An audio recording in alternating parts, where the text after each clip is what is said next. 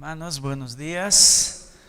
En el nombre del Señor, hemos tenido un lindo tiempo de adoración, de alabanza al Señor.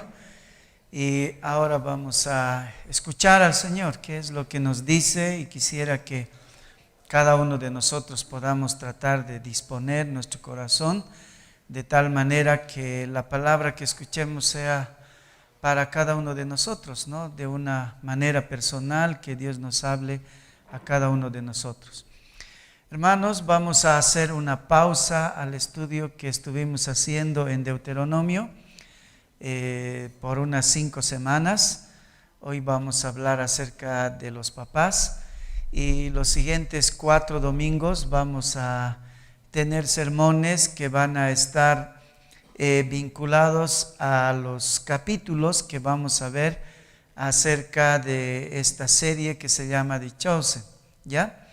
Entonces, por 4 domingos, hasta que lleguemos al domingo de resurrección, vamos a tratar de vincular los sermones con cada uno de los capítulos que vamos a ver. Entonces, por unas 5 semanas vamos a hacer una pausa al estudio que hemos estado haciendo al libro de Deuteronomio y luego vamos a volver a retomar. Quiero invitarles a abrir sus Biblias en Lucas capítulo 15. Vamos a estudiar los versículos 20 al 24. Lucas capítulo 15, versículos 20 al 24.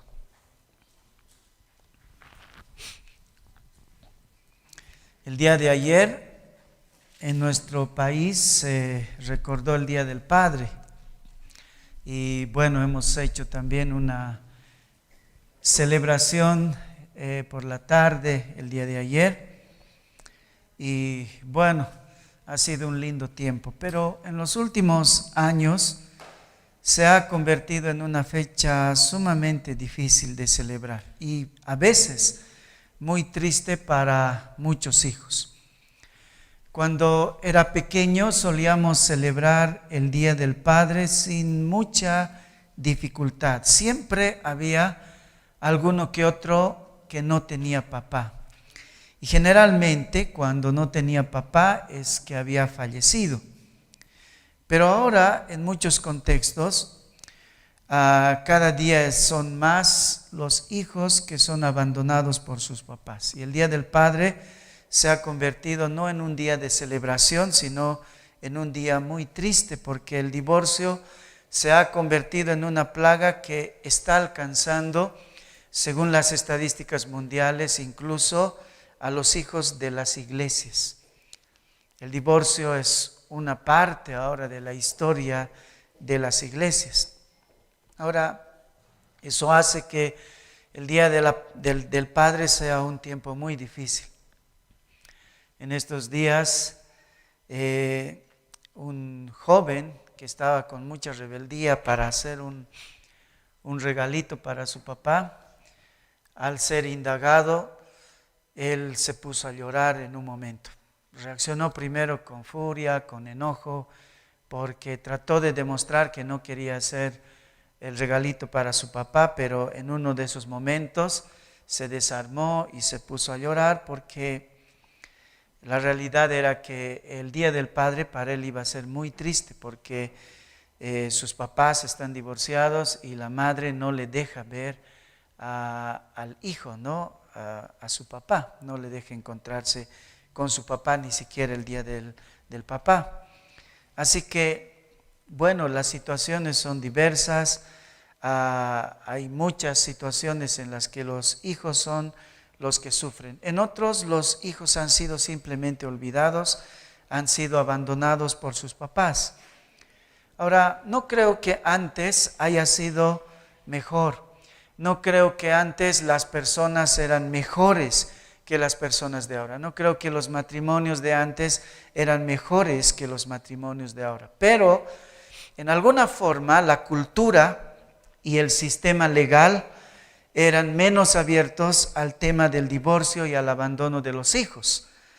En cambio ahora esto es un tema sumamente abierto, es un tema muy común, muy natural, visto como natural en muchos contextos y lamentablemente también dentro de la iglesia.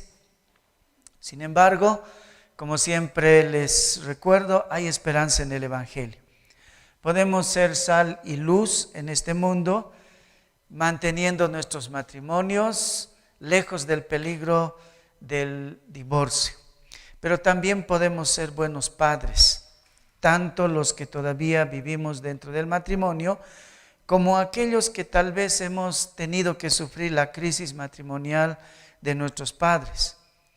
Los jóvenes que nos están escuchando hoy día quizás digan, para mí no es pertinente este sermón. Sí lo es, porque ustedes pueden fundar nuevas familias con una perspectiva bíblica acerca de los roles y las virtudes de los padres. En esta mañana quiero que veamos algunas de las virtudes que los padres debemos buscar tener mirando la paternidad del Señor. He titulado este sermón Las excelencias de un padre según el corazón de Dios. Y lo vamos a hacer a partir de la parábola de los dos hijos. No vamos a estudiar toda la parábola, sería imposible. Vamos a ver solamente la última parte de la parábola de los dos hijos o el hijo pródigo, como es conocida esta historia. Como saben, esta parábola trata de un padre que tenía dos hijos. Uno de ellos, el menor, luego de tratar muy mal a su padre y pedir de antemano su herencia, él se va de casa.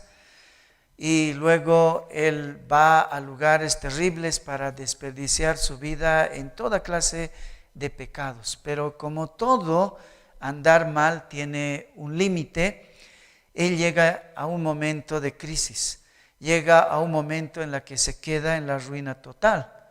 Y en medio de esa ruina total es que él hace cosas sumamente terribles en su vida. Aunque para muchos de nosotros, por la distancia que hay con esa cultura, no podríamos entender a cabalidad lo que significaba esto, el hecho de que este joven se haya empleado como un cuidador de chanchos era la peor cosa que a un judío le podía pasar. Los chanchos eran inmundos de por sí, ¿no? Era la peor cosa a la que podías llegar. Pero la situación, Dios empuja la situación de este joven de tal manera que en su miseria y en su ruina total, él llega a cuidar chanchos. Puedes pensar en este momento en la peor cosa que te tocaría hacer una vez que Dios te está empujando, porque en esta historia Dios empuja en todos los lados, en todas las direcciones. Dios es el que hace que este joven llegue a un punto en el que casi ni se da cuenta la gravedad de su ruina, ¿no? Y bueno, llega un momento de cuidar chanchos, lo más inmundo que podría ser un judío, al peor lugar al que podía llegar un judío. Pero Dios es así. Si nosotros somos hijos de Dios y nos alejamos del Señor, Él nos va a arrinconar, nos va a empujar, nos va a empujar, nos va a empujar hasta un punto en el que lleguemos a este lugar. Lo peor que le podía pasar a un judío era eso. Pero el mismo Dios hace que Él vuelva en sí. La palabra volver en sí es una frase muy interesante porque muchas veces aparece en las conversiones de la palabra de Dios y no es un acto que produce el ser humano. La palabra volver en sí tiene que ver con un acto que Dios hace con alguien que tiene misericordia. Por ejemplo, cuando Nabucodonosor enloquece, ya porque ha decidido confrontar al Señor, ha decidido desafiar al Señor, la misma palabra es la que aparece antes de cambiar su vida. Volver en sí. Y el actor de ese volver en sí es Dios. No es Nabucodonosor. No es Nabucodonosor que se da cuenta un día que, como dice la palabra, le había crecido pelos, dice, en el cuerpo, porque ya vivía como un animal, dormía en la calle, era el rey. Pero cuando desafías a Dios, Dios puede ser muy duro contigo.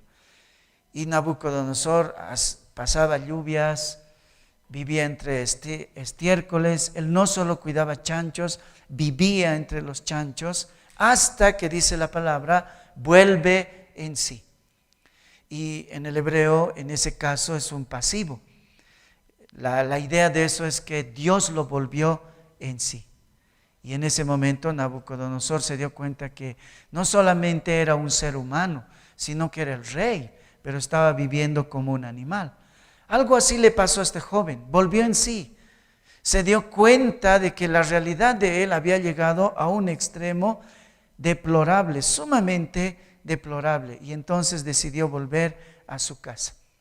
No como hijo ya, porque no solamente porque estaba bien arrepentido, porque la verdad es que él estaba sumamente arrepentido y se nota en todas las cosas que él hace, sino que culturalmente casi era imposible que él volviese al estatus de hijo una vez que vaya a su casa. No era como ahora. Ahora la cultura es más liberal. Si un hijo vuelve, eso es lo más que podemos esperar de un hijo rebelde. En esa época no. La cultura no les permitía volver al mismo estatus de hijo. Así que, por un lado, por su arrepentimiento, pero por el otro lado, porque la cultura así lo estipulaba, él tenía que volver como un sirviente a su casa. Pero él está conforme porque está arrepentido. Él dice, no volveré más como hijo a la casa de mi padre, sino como un sirviente.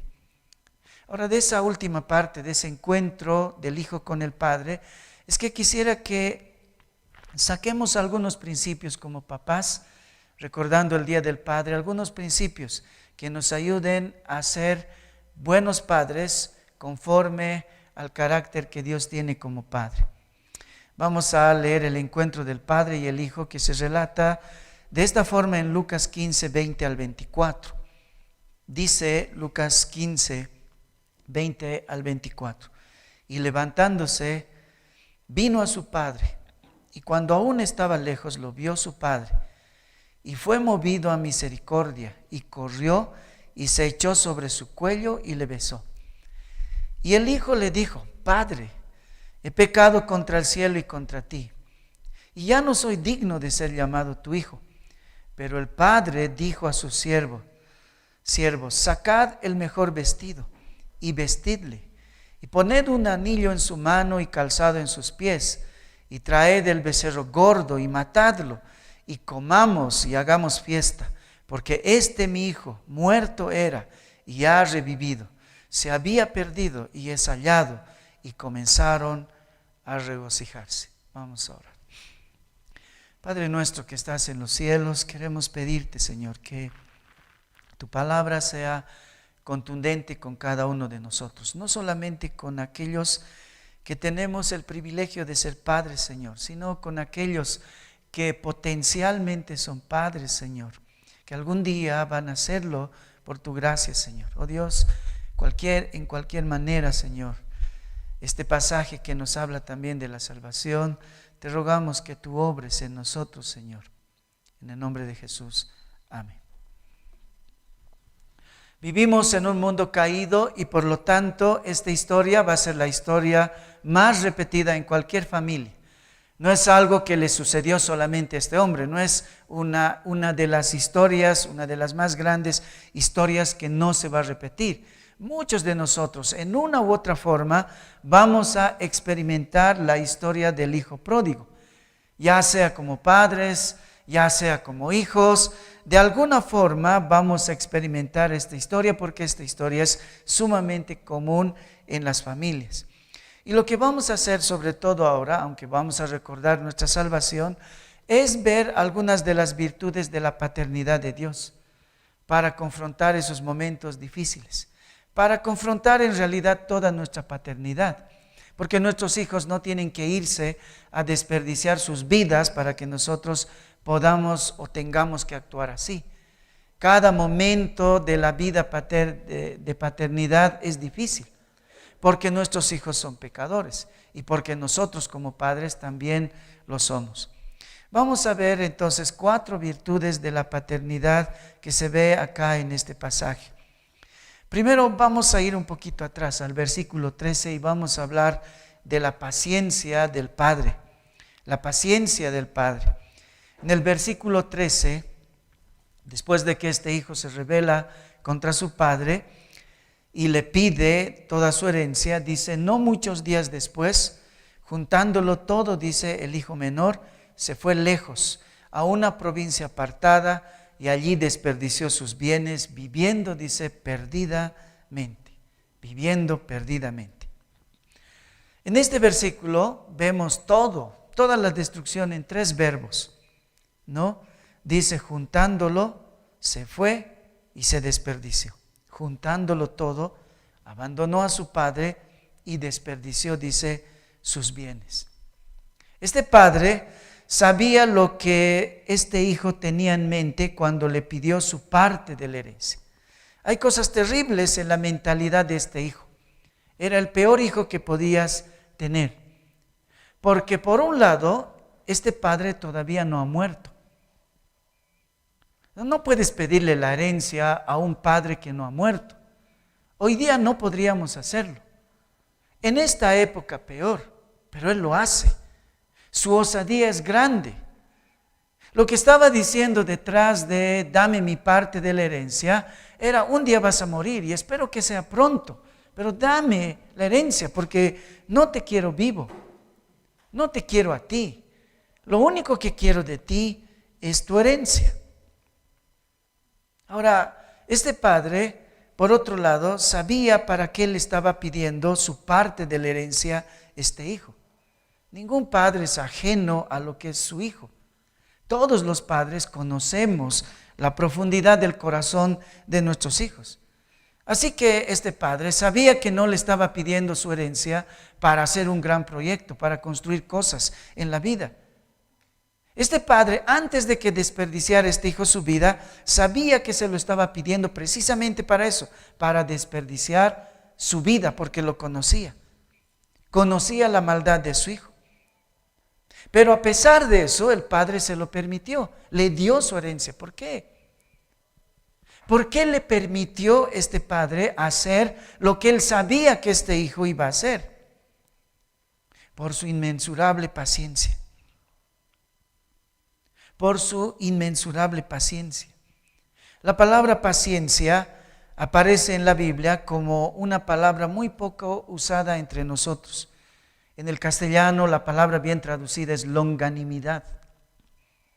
Longanimidad en el griego es macrotimia. Macros es grande. Timia es como sentimiento o mechero. Es como una dinamita con un mechero bastante largo. Por decir, la paciencia de Dios es como una dinamita que algún momento va a explotar, pero tiene un mechero sumamente largo y eso es la macrotimia. Largo, macros, largo. La paciencia de Dios es larga. No explota Dios rápidamente. Porque acá está tratando de mostrarnos también, por un lado, el carácter de Dios. Por eso muchos, en algunas versiones, traducen esto como el mechero de la dinamita, un mechero bastante largo. Un hilo largo de pólvora que hace pequeñas chispas, pero que tarda en llegar hasta explotar. Así es Dios en su paciencia. Eso es lo que significa macrotimia. Un día, un famoso profesor de una universidad lanzó un desafío a sus estudiantes diciéndoles que él les demostraría que Dios no existe. Y literalmente les dijo, señores, jóvenes, Dios no existe, yo sé que Dios no existe. Y les voy a demostrar. Si Él existe, le doy 2 minutos para que me mate, porque soy su enemigo. Le doy a Dios 2 minutos para que demuestre que Él existe. Y con esa arrogancia se paró en medio de sus estudiantes. Los estudiantes estaban mirando atentos, esperando que tal vez un rayo lo mate. No, y eran los segundos más largos de la vida de estos estudiantes. Pero pasó 1 minuto, 1 minuto y medio, y no pasó nada. Y luego de 2 minutos, el maestro se puso delante de sus estudiantes para decirles con aires de triunfo, ven, Dios no existe. Acabo de demostrarles que Dios no existe.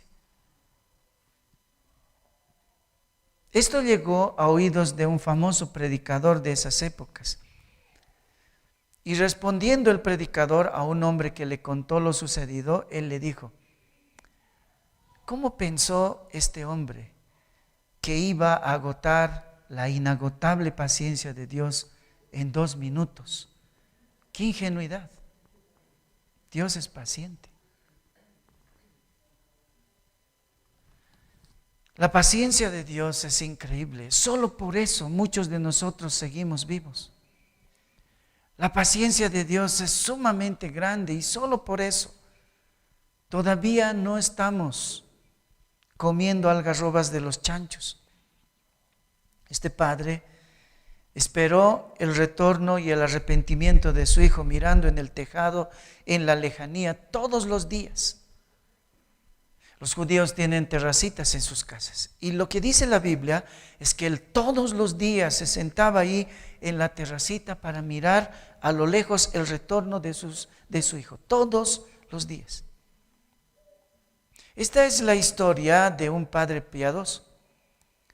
No creemos que solamente lo esperó de manos cruzadas, llorando cada día, sino que con toda seguridad él lo esperaba orando.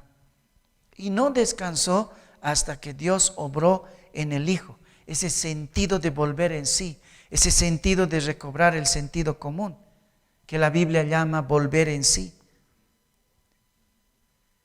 La paciencia de un padre debe ir entonces acompañada de una constante oración, porque solamente Dios puede obrar en el corazón de los hijos, más si son mayores. Algunos hemos perdido a nuestros hijos y parece que no hay esperanza. Ya son grandes. ¿Cuántas veces nos hemos frustrado porque en los cursos de paternidad siempre los ejemplos son los niños de este tamaño? Y es que ese es el momento cuando hay que clavar en ellos las verdades de Dios. Ese es el momento cuando hay que bañarlos del Evangelio todos los días, pero a veces no lo hacemos. A veces porque no éramos cristianos, a veces porque no éramos padres maduros y pensamos que cuando ya son grandes es tarde. No. Dios puede obrar y tenemos que tener paciencia, pero paciencia con oración. Santa Mónica oró 20 años por un hijo perdido. Un hijo que andaba en fiestas, borracho, con prostitutas, gastaba su dinero peor que el hijo pródigo. Oró 20 años, él ya era joven. La madre ya no podía sentarlo al hijo y decirle: me vas a obedecer. El hijo podría pegarla. Pero ella hacía una cosa, tenía paciencia y oraba. Tenía paciencia y oraba. Y un día, este joven, que se llamó más tarde San Agustín, Agustín de Hipona, se convirtió. Y no ha habido un teólogo más grande que él en su época. Su madre tuvo paciencia y oró. Así que hay esperanza. Si algunos hemos perdido a nuestros hijos, todavía podemos estar en el tejado, todavía podemos mirar desde el tejado con paciencia y orar. La segunda cosa que vemos acá, la segunda virtud de este padre, es el perdón del padre. En el versículo 20, el perdón del padre. Dice: y levantándose vino a su padre, y cuando aún estaba lejos, dice, lo vio su padre, y fue movido a misericordia, y corrió, y se echó sobre su cuello, y lo besó. Esta historia estaba siendo escuchada por los hombres más recalcitrantes de esa cultura, los escribas y los fariseos. Jesús les estaba contando esta historia a ellos, o por lo menos ellos estaban entre los oyentes cuando Jesús contó esta historia. Así que seguramente ellos, después de ver esa infamia de ese hijo, ellos estaban esperando que en algún momento termine esta historia de buena manera. Y para los fariseos y los escribas, que esta historia termine de buena manera era que el padre salga con un palo y por lo menos le dé de palazos a su hijo. Estaban esperando que el padre dejara caer con toda su fuerza el martillo del juicio sobre el caprichoso joven. El tiempo había pasado Y ese padre debió haber reflexionado mejor la insolencia de este hijo, pensarían los fariseos y los escribas. Así que este padre que ha sido avergonzado tanto, ahora tiene que reaccionar. Esta es la mejor parte de esta historia. Esta es la parte cuando él va a salir con piedras y palos para correr a su hijo. Estarían esperando los escribas y los fariseos.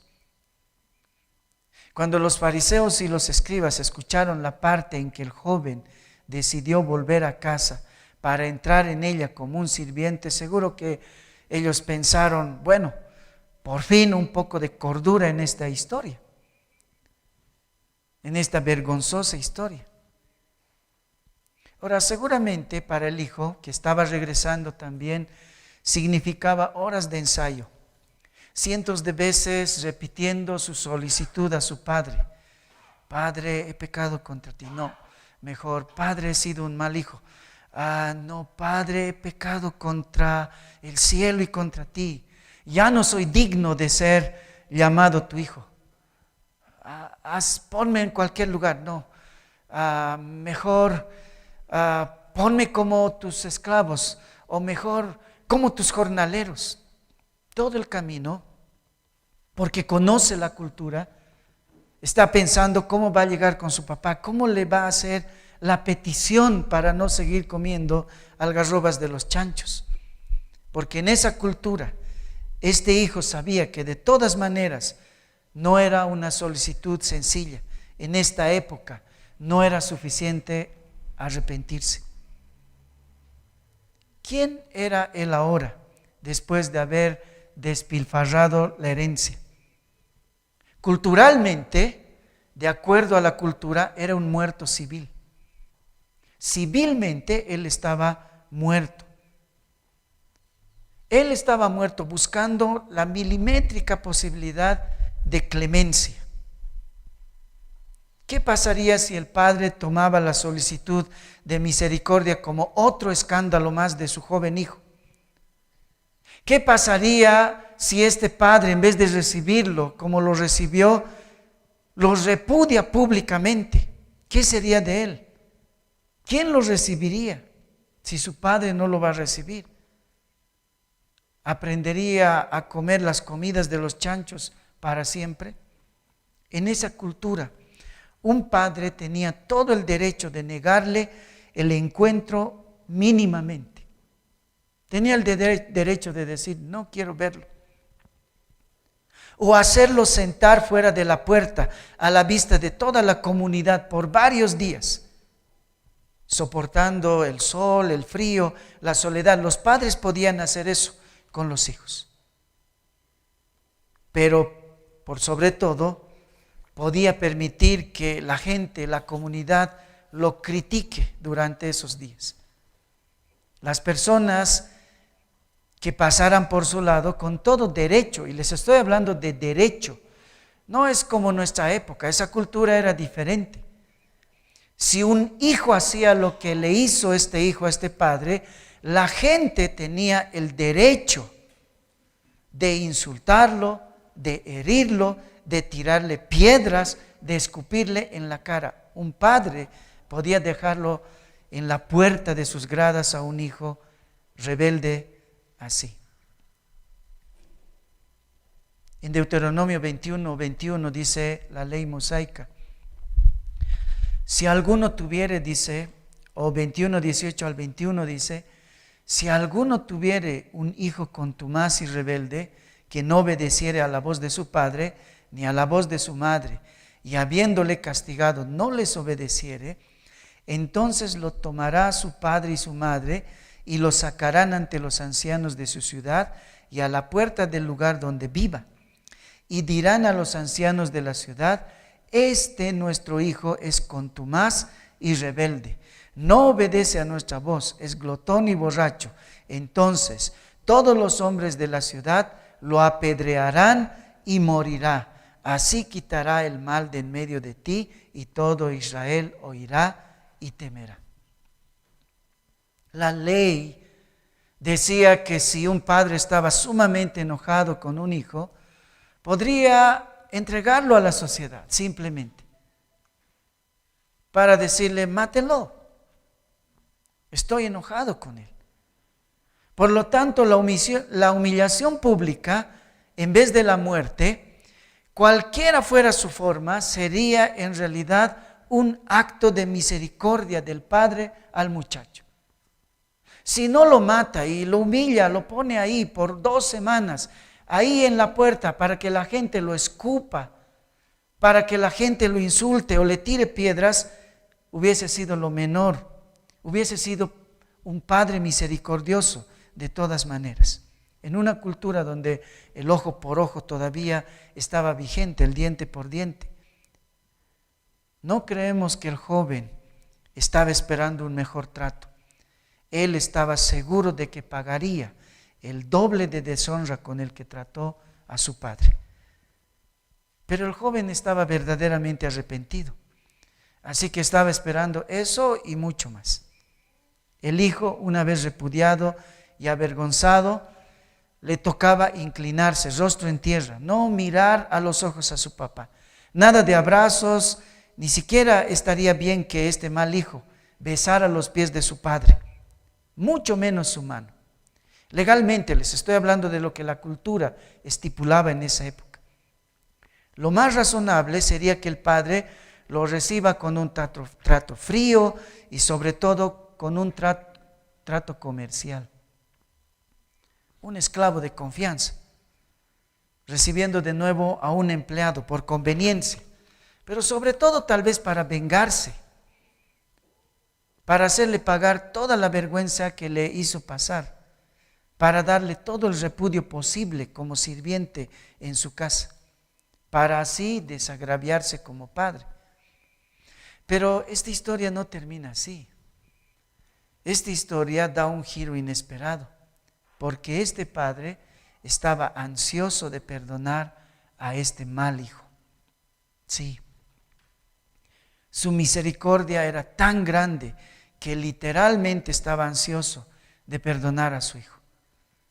Veamos lo que dice el versículo 20. Levantándose, dice, vino a su padre, y cuando aún dice estaba lejos, lo vio su padre, y fue movido a misericordia, y corrió y se echó sobre su cuello y le besó. Este padre estaba esperando a su hijo todos los días el regreso de su hijo. De otro modo, ¿cómo podemos entender que lo vio cuando aún dice estaba lejos? Era evidente que el padre vigilaba constantemente, buscando cualquier momento libre para sentarse en la terraza y mirar hacia el horizonte, pensando y soñando cómo sería si su hijo volvería. Orando, teniendo horas para pensar qué es lo que haría cuando volviera su hijo, si volviera. O como suele suceder con los padres que hemos perdido a los hijos,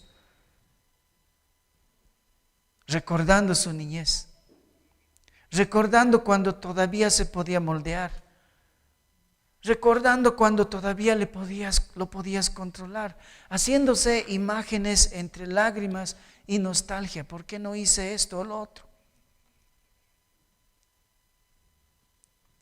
Tal vez también por otro lado, como el hijo estaba arrepentido, les decía, estaba ensayando las palabras que le diría a su papá. Fueron muchos días de larga espera. La Biblia no dice por cuánto tiempo se perdió el muchacho. No sabemos si fueron años, pero este padre estaba esperando a su hijo en el tejado todos los días para perdonarlo. Ese es el perdón que vemos en las 2 anteriores parábolas, el buen pastor y en la oveja perdida y la mujer que buscaba su moneda. Así Dios está buscando a sus hijos perdidos para perdonarlos. Él siempre da la iniciativa. Siempre a la hora de perdonar, Él es el que da la iniciativa.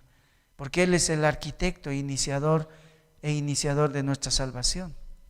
Y su perdón es más grande que el universo. Cuando nuestros hijos nos deshonren, debemos recordar esta historia, que es nuestra historia, para perdonar a nuestros hijos, porque seguramente que tendremos una oportunidad para practicar esta virtud de Dios. La tercera cosa que vemos, la tercera virtud de este Padre que vemos acá en este pasaje, está entre los versículos 21 al 24. La generosidad del Padre. La generosidad del Padre. Dice el versículo 21, y el Hijo le dijo: Padre, he pecado contra el cielo y contra ti. Ya no soy digno de ser llamado tu hijo. Pero el Padre dijo a sus siervos: Sacad el mejor vestido y vestidle, y poned un anillo en su mano y calzado en sus pies, y traed el becerro gordo y matadlo, y comamos y hagamos fiesta, porque mi hijo muerto era y ha revivido, se había perdido y es hallado. Y comenzaron a regocijarse. Imaginémonos a este padre que luego de haber visto a su hijo, sale corriendo, cruzando un pasillo en su enorme casa, sujetando su ropa por encima, porque llevan como faldones más o menos, por encima de la rodilla para poder correr lo más aprisa posible. Sale como un loco, no le importa quién le está mirando. Los siervos corren detrás de él porque es deber de ellos hacerlo. Pero ellos no entienden qué está pasando. Un hijo rebelde ha vuelto. ¿Por qué él está corriendo? Tal vez para darle de patadas. Pero afuera se dan cuenta que el hijo del amo había regresado a casa, y lo que él hace lo sorprende en gran manera. El padre lo besa, lo abraza, a pesar de que es un mal hijo. Lo recibe como si hubiese vuelto un héroe. Y peor aún, besa a este muchacho que olía a estiércol de chanchos y vestía harapos. Pero en medio de esa escena, por demás incomprensible, este padre empieza a dar órdenes a sus siervos. Apúrense, mandatos urgentes. En el griego es interesante que solo una preposición, un adverbio, cambia toda la historia. No se nota en el español, pero aparece un adverbio que se lee taxi. Antes íbamos en colectivo, bueno, los más viejos, ¿no? En colectivo. Y era lento, el micro era un poquito más rápido. Pero luego aparecieron los taxis, y los taxis van urgente. La palabra taxi en el griego quiere decir urgente, rápido. Y ese es el adverbio que acompaña a todas las órdenes. Taxi, rápido, urgente. No tarden, traigan esto otro, porque mi hijo ha vuelto. Este hijo había despilfarrado pródigamente los bienes de su padre. Por eso se le llama a esta historia la parábola del hijo pródigo. Pero ahora de pronto vemos la historia o la parábola del padre pródigo. Pero el padre dijo: urgente, saquen el mejor vestido, urgente, vístanle, urgente, pónganle un anillo en su mano, urgente, pónganle calzado en sus pies. Urgente, traigan el becerro gordo, pero apúrense, mi hijo ha vuelto. Háganlo rápido, piensen antes que yo. ¿Cuánta urgencia había en este padre? Los oyentes de esta historia, los fariseos y los escribas, tal vez querrían haber apaleado a Jesús por contar esta historia tan terrible. Estaban seguro explotando de rabia al escuchar esta parte de la parábola. ¿Cómo puede este padre premiar a este hijo malvado? Este hijo merecía la muerte según los fariseos y los escribas, pero este padre le está dando premios. Dios mío, así era este padre. Estaba añadiendo honra tras honra a un mal hijo. Sandalias por un lado, para restituirle la condición de hijo. En esta época solo los amos y sus hijos usaban sandalias. Los siervos y los empleados andaban descalzos. Y si un padre de familia le regalaba calzados a uno de sus siervos, lo estaba colocando a la altura de hijo. Y eso es lo que este padre estaba haciendo. Es mi hijo, pónganle calzado. Cuando este padre pidió sandalias para este mal hijo, lo estaba poniendo otra vez en la calidad de hijo. Y claro, esto horrorizó a los fariseos y a los escribas. ¿Qué está haciendo este padre? Vestido. En estas épocas se solía tener vestidos guardados para los visitantes más, ¿cómo les puedo decir? Para los visitantes más dignos, altos dignatarios. Se les esperaba con ropa. Y por eso había ropa como para él. No se tenía que hacer ese rato. Los hombres ricos guardaban ropas. Cuando venían personas muy distinguidas, se les recibía con ropa nueva y limpia. Y eso es lo que él hace, denle ropas. Porque él estaba ya con los harapos de su desgracia. Así que les regala ropa muy costosa. Lo recibe como un joven de la más alta dignidad. Le da un anillo. El anillo es una autenticación legal. El anillo era un símbolo de autoridad. Por eso se lo usa en los matrimonios, porque también significaba el compartir la vida con alguien. Se usan los anillos ahora cuando uno se casa, porque lo que se decía al darle a alguien el anillo era decirle: lo que es mío ahora es tuyo también. Y cuando le da el padre este anillo a su hijo, era decirle: bueno, no tienes nada, incluso te he dado tu parte, pero no importa, todo lo que yo tengo es tuyo. Y por eso el hijo mayor se enoja grandemente por eso. Porque aunque él ya recibió su parte, al darle el anillo, él le estaba diciendo: todo lo que yo tengo todavía es tuyo. Una fiesta, calzados, vestido, anillo, para el colmo una fiesta, para celebrar la nueva relación con él. Pero hay una cosa que dice el padre que es sorprendente. Él dice: ¿por qué una fiesta? ¿Quién podría entender eso? ¿Por qué una fiesta? El padre da la razón, dice: porque este hijo estaba muerto y ahora está vivo. Este padre dice que cuando él se fue, cuando él se alejó de él estaba muerto.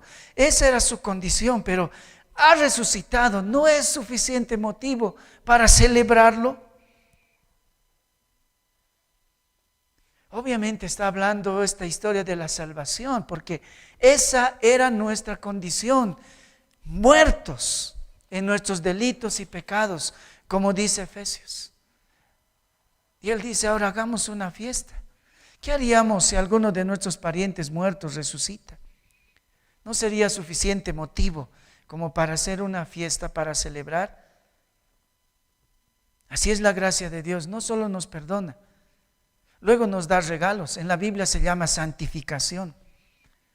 Nos quita los antiguos harapos de nuestro carácter y nos baña de un nuevo carácter, de nuevas actitudes, de un nuevo pensamiento, de una nueva visión acerca de la vida, nuevos vestidos para parecernos más a Cristo. C.S. Lewis contaba una ilustración muy bonita al respecto de esto. Él dice: cuando era niño, con frecuencia tenía dolor de muelas. Bueno, ahora muchos de ustedes no conocen eso, pero los de mi generación hemos sabido lo que es un dolor de muela. Es casi como un parto, les digo. Cuando era niño, con frecuencia, dice C.S. Lewis, tenía dolor de muelas, dice, y sabía que si iba a mi madre, dice él, ella me daría algo para que amortiguara el dolor esa noche y me permitiera dormir. Pero yo no iba, dice C.S. Lewis, a ver a mi madre, por lo menos no antes de que el dolor, dice, fuera insoportable. No iba, dice, con mi madre por la siguiente razón. Yo no tenía, dice, la menor duda de que mi madre me daría, dice, un medicamento para el dolor. Pero también sabía que al día siguiente, después de darme el medicamento, él me llevaría inmediatamente al dentista. No podía conseguir lo que quería sin recibir también algo que no quería. Quería alivio inmediato al dolor, pero no podía conseguirlo sin antes tener que someterme, dice, a que me arreglaran los demás dientes, porque así era el dentista, dice. Veía uno de mis dientes y luego se metía con todos mis dientes, no solo el que me dolía. Así es el Señor con aquellos que toma por hijos. Muchos llegamos a la iglesia, a los pies del Calvario, por un problema matrimonial, o un problema financiero, o una adicción, o un problema judicial. Pero una vez que Cristo nos recibe, Él es pródigo y se mete con los demás dientes, se mete con las demás cosas, nos colma de regalos, de un nuevo carácter, de una nueva visión para la vida. Así de pródigo es el Señor. Y así debemos ser como padres. Una de las cosas más tristes que puede sucederle a un hijo abandonado es que realmente su padre se olvide. A veces algunos se han divorciado y por temas legales no siempre se pueden ver, pero el padre debe seguir siendo padre, debe seguir siendo pródigo, debe acordarse que tiene un hijo. La última cosa, vamos a ver el amor del padre en el versículo 20. Y levantándose, dice, vino a su padre. Y cuando aún estaba lejos, dice, lo vio su padre y fue movido a misericordia y corrió y se echó sobre su cuello y le besó. ¿Por qué corrió el padre hacia el hijo en vez de esperar que el hijo se acerque? Porque este buen padre, les decía, estaba ansioso de perdonar e iniciar la reconciliación con su hijo. Pero había otra razón. Él corrió, porque imagínense, él estaba en una casa. Había gente que está viendo que el peor hijo del pueblo ha vuelto y tiene que cruzar a toda la comunidad para llegar a su padre. Pero él corre, no solamente porque está ansioso de perdonar a su hijo, sino sobre todo para protegerlo, porque lo amaba mucho. ¿Protegerlo de qué? Era probable que cuando el hijo malo volvió a esa comunidad, tenía que cruzar calles, o el mercado, o cualquier lugar. Y en medio de eso, la gente con todo derecho tenía que gritarle, porque ha vuelto un mal hijo. Ha vuelto el mal hijo, sí, ese perdido. Y alguno podía tirarle algunas cosas. Los vecinos estarían listos para lanzar insultos, escupirle. Él tenía que pasar por un callejón de la vergüenza, un callejón lleno de odio y desprecio. Ellos tenían el derecho y la libertad de arrojarle cualquier cosa al paso de este hijo. Entonces, lo que hace este padre es correr sobre todo porque quería alcanzarlo al principio del camino, porque lo amaba tanto que quería quitarle incluso ese tormento del desprecio, los improperios que le iban a arrojar a este hijo. Entonces, dice la Biblia que él corre al encuentro, no por simple emoción. Él quería protegerlo, quería proteger el regreso y la humillación de este hijo. Y de este modo, una vez más, el padre fue expuesto al repudio y a la vergüenza del pueblo. Porque una vez más la gente diría, ¿qué le pasa a este padre? ¡Qué tonto, qué necio! En esta cultura tan arraigada al legalismo, no era decoroso que un padre corra de ese modo. Correr así era de niños y de sirvientes. Los hombres dignos como un padre esperaban. Pero en la historia de Jesús el padre corre. Muchas versiones árabes de esta parte de la historia han cambiado la frase el padre corrió, porque los árabes son vecinos de los judíos. En muchas Biblias árabes no aparece esta parte porque les da vergüenza en su cultura. No se puede entender que un padre vaya y corra por un hijo malvado, corriendo como un niño o como un esclavo, agarrando sus ropas hacia un pecador, hacia un hijo infame. En nuestra época veríamos esta escena como muy conmovedora. En la época de Cristo, esta era una horrible escena de humillación a un hombre digno. Y así lo estaban escuchando los oyentes. Los fariseos y los escribas estaban escuchando y estaban diciendo: este Jesús, realmente qué clase de historia más pagana, más liberal y más estúpida está contando. Un padre que corre hacia un hijo rebelde. Pero en realidad lo que Jesús quería destacar es que este padre amaba tanto a su hijo que se puso entre su hijo y todo el desprecio posible, el abuso y las burlas de una comunidad que se preguntaba: Dios mío, ¿qué está haciendo este padre? Es vergonzoso, está jugando no solamente con él, ahora está jugando con la dignidad de nuestro pueblo. Vamos a darle de patadas también a este padre. Vamos a tirarle cosas, vamos a escupirle, porque este padre ha cruzado la línea de la estupidez. Y lo hizo, pero lo hizo por amor.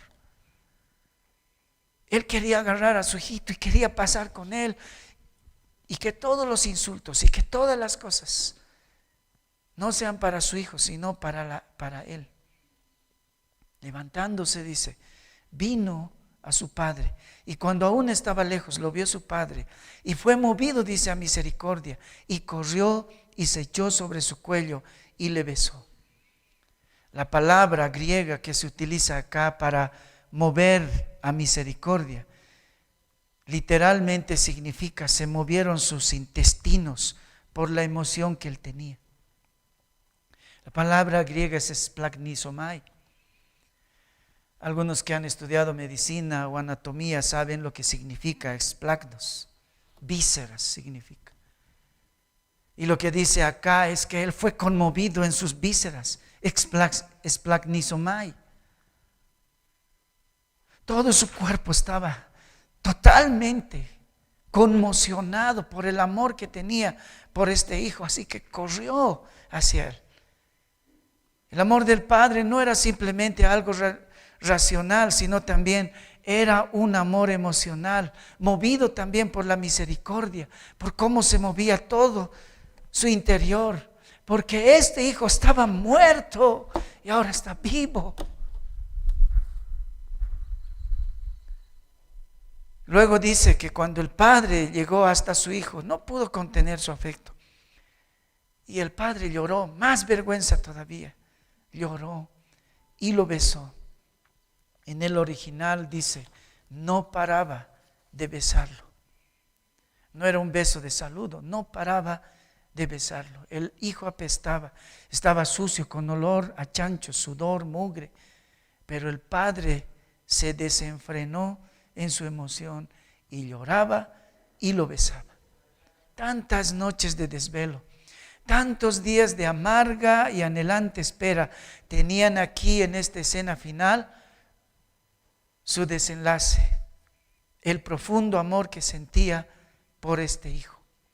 Así que lo flanqueó a su hijo, lo protegió de que lo insultara y luego lo amó, lo besó en frente de todos. El padre ni siquiera le permitió decir el discurso ensayado a su hijo. Todo el camino habrá ensayado el hijo. Lo rehabilitó como hijo, solo por misericordia, sin palabras. Estaba bien que el hijo haya regresado. Vio que estaba arrepentido.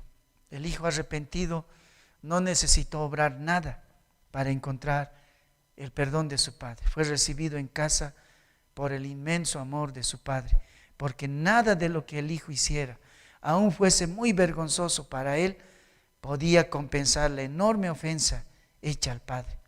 Nada de lo que hiciera podía compensar la afrenta y la vergüenza que provocó en aquel buen padre. Así que no había necesidad, y eso es lo que debemos entender cuando nosotros vamos al Señor. No hay algo que pueda compensar lo que le hemos hecho a Él. Absolutamente nada. Por eso Él nos tiene que perdonar solamente porque Él ama y porque es misericordioso. No podemos compensarle la deshonra a Él. Ahora es inevitable, yo sé, es inevitable desvincular esta historia de la historia de la salvación, porque esta historia es la historia del Evangelio. Yo quiero que veamos algunas virtudes de los padres para ser buenos padres, pero no podemos desvincularla del Evangelio, porque esta es la historia del Evangelio. Dios nos recibió así cuando nos salvó. Cristo se puso entre nuestro juicio, nuestra vergüenza y nuestra desgracia eterna, protegiéndonos en una cruz. Y allí derramó su sangre, porque nos amó. Esa es nuestra historia. Nos amó. Y Juan dice, de tal manera nos amó. Pero es por el día del Padre. Y quiero que pensemos en estas virtudes del Padre de nuestra historia. No para autoglorificarnos como padres, sino con la esperanza de que estas virtudes puedan mostrarles a nuestros hijos que todo lo que queremos de ellos es que pongan su confianza en el Señor y que vivan una vida que honre a Cristo, nuestro Señor. Que cuando ellos se van, es como si estuvieran muertos. Que cuando ellos niegan a Cristo, es como si estuvieran muertos. Pero cuando ellos retornan a la fe, es como si resucitaran. Y podemos perdonarles todo. No importa cualquier deshonra. Y si no sucede, podemos ser pacientes, esperar en el tejado que ellos vuelvan a los pies del Señor. Porque no podemos tener una mejor visión para nuestros hijos, que ellos se sometan a los pies de Cristo. John Piper les escribió a sus hijos un prólogo en uno de sus libros, ni siquiera me acuerdo dónde, estaba buscando, pero lo tenía en algún lugar anotado, y les voy a escribir lo que escribió él acerca del deseo que tenía para sus hijos. Dice él: mi meta para cada uno de ustedes no ha cambiado. Si hubiera un legado que me gustaría dejarles, no sería dinero, ni casa, ni tierras, sino una visión de Dios tan grande y gloriosa como me fuera posible transmitirles. Sin embargo, más allá de eso, quisiera dejarles el legado de una pasión por ese Dios, una pasión tal que trascendiera a la pasión que cualquier otro ser humano pudiera despertar en ustedes, una pasión por Dios que brotara del mismo corazón de Dios. Que esa sea nuestra meta también como padres, y que Dios nos ayude a ser padres pacientes, generosos, que perdonan y aman de una manera sacrificial. Vamos a orar. Padre nuestro que estás en los cielos, te damos gracias infinitamente por esta historia, porque es nuestra historia. Nosotros somos ese hijo a quien tú has vuelto en sí. Te damos gracias, Señor, por